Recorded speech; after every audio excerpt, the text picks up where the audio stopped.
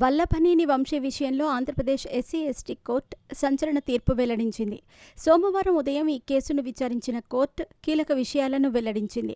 పోలీసులు హద్దుమీరి ప్రవర్తించొద్దని, ఇష్టానుసారంగా వ్యవహరించొద్దని, వల్లభనేని వంశీకి ఆ సౌకర్యాలు కల్పించాలని సూచించింది. వల్లభనేని వంశీని 3 రోజుల పాటు పోలీస్ కస్టడీకి అనుమతిస్తూ ఎస్సీ/ఎస్టీ కోర్టు తీర్పు వెల్లడించింది.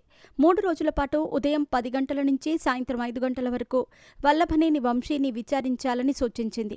వంశీ న్యాయవాదులు సూచించిన విధంగా వెస్ట్రన్ టాయిలెట్, బెడ్ సౌకర్యం కల్పించాలని న్యాయస్థానం ఆదేశాలు జారీ చేసింది.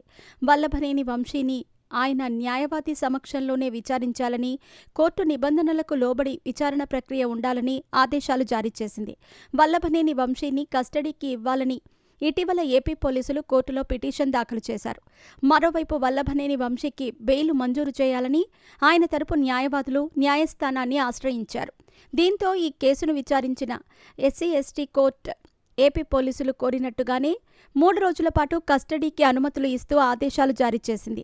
అంతేకాదు, వంశీని ఆయన న్యాయవాది సమక్షంలోనే విచారించాలని, 10 గంటల నుంచి సాయంత్రం 5 గంటల వరకే విచారణ ప్రక్రియ జరగాలని, వంశీ కోరుకున్నట్టుగా వెస్ట్రన్ టాయిలెట్, బెడ్ సౌకర్యం కల్పించాలని సూచించింది. టీడీపీ కార్యాలయంలో వైసీపీ ప్రభుత్వ హయాంలో దాడి జరిగింది. నాటి దాడికి వైసీపీ నాయకులు కారణమని టీడీపీ నాయకులు అప్పట్లో ఆరోపించారు. దీనిపై చర్యలు తీసుకోవాలని నాటి డీజీపీని కలిశారు. అయినప్పటికీ ఆ కేసులో ముందడుగు పడలేదు. అయితే కూటమి ప్రభుత్వం అధికారంలోకి వచ్చిన తర్వాత టీడీపీ కార్యాలయంపై దాడి జరిగిన కేసును తిరగదోడింది. నాడు టీడీపీ కార్యాలయంలో కంప్యూటర్ ఆపరేటర్గా పనిచేస్తున్న సత్యవర్ధన్ పోలీసులకు ఫిర్యాదు చేయడంతో వల్లభనేని వంశీపై కేసు నమోదైంది.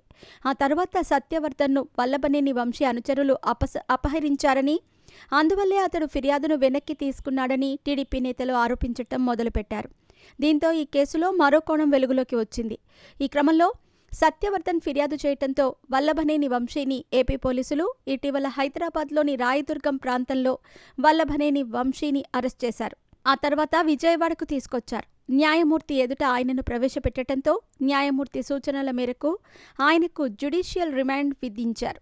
ఇటీవల వల్లభనేని వంశీని ఏపీ మాజీ ముఖ్యమంత్రి వైఎస్ జగన్మోహన్ రెడ్డి పరామర్శించారు. కేసులకు భయపడవద్దని, తాను అండగా ఉంటానని ఆయనకు హామీ ఇచ్చారు. ఆ తర్వాత విజయవాడ సబ్ జైలు ముందు విలేకరులతో జగన్మోహన్ రెడ్డి మాట్లాడారు. కూటమి నేతలను బట్టలిప్పి కొడతానని హెచ్చరించారు.